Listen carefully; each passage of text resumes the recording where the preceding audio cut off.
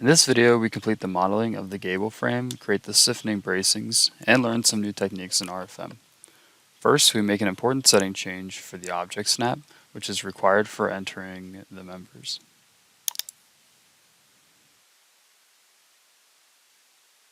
In the Data Navigator, under Guide Objects, right-click the standard object snap to edit it.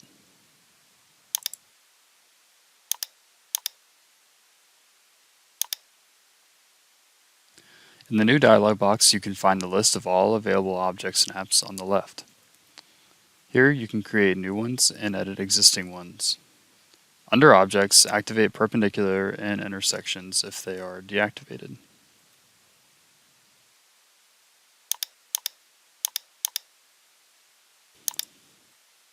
Confirm the change and create a new member for the transverse stiffening. Instead of redefining the member properties, you can import the properties of an existing member by clicking the respective symbol.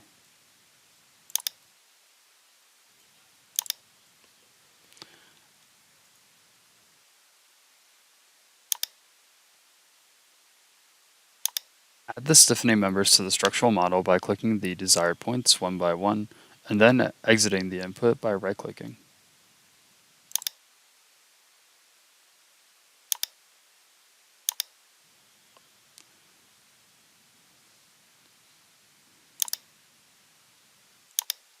Ensure that you snap to the nodes and object snap marks accurately.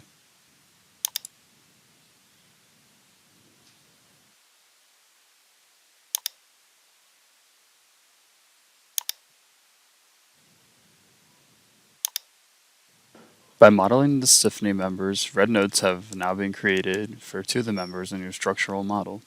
These red nodes represent topology nodes. To assign these nodes to the columns, double-click them to change their type.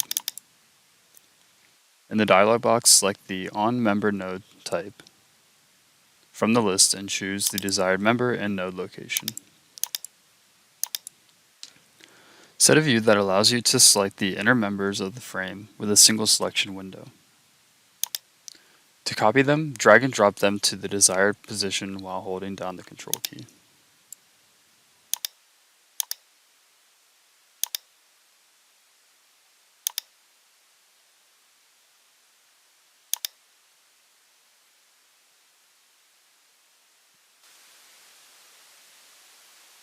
We also need to make sure to change the copied nodes to on-membered nodes as well.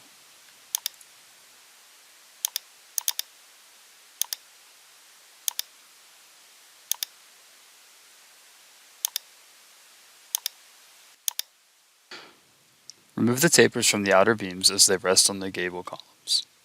While holding down the Control key, select the four members and double-click the Edit Member dialog box.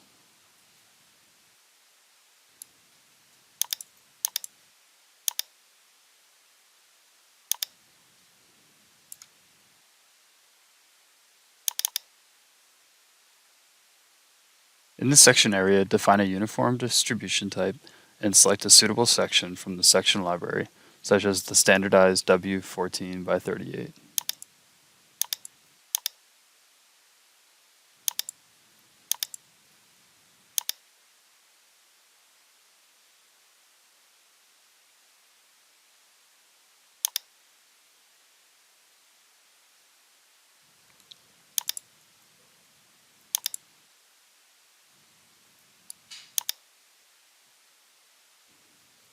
To insert the stiffening bracings, click the New Member button again.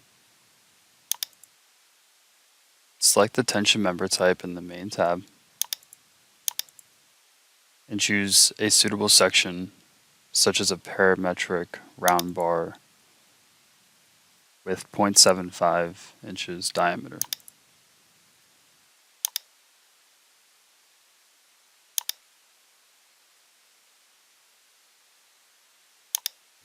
We also need to change our material from steel A992 to steel A36.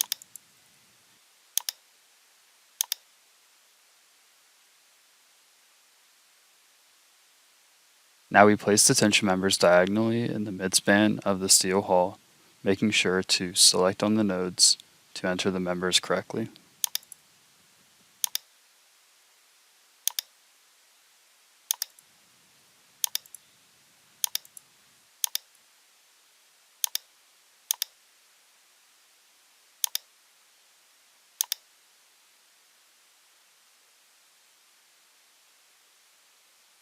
You can use the wireframe display to try and help with the input accuracy.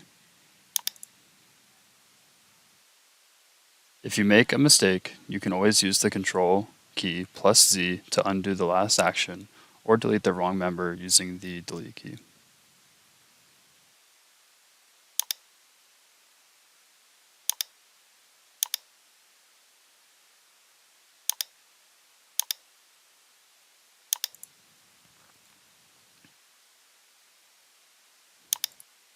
To speed up the input, mirror the inserted bracings to the other side.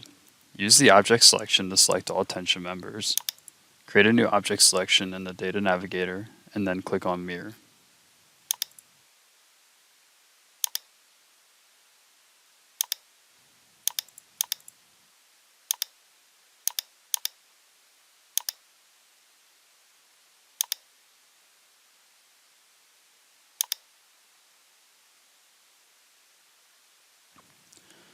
Activate the Create Copy checkbox and select the mirror plane and desired mirror point.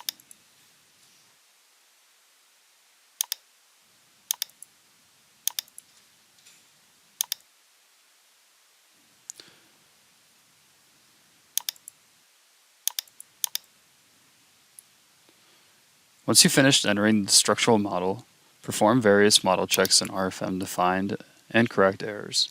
For example, you can open the Tools menu and click on Identical Nodes.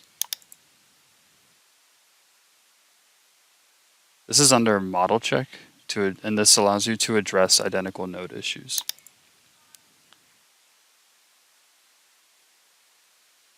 Steel hull is almost finished, and in the next video, we will learn about how to add different types of nodes and supports.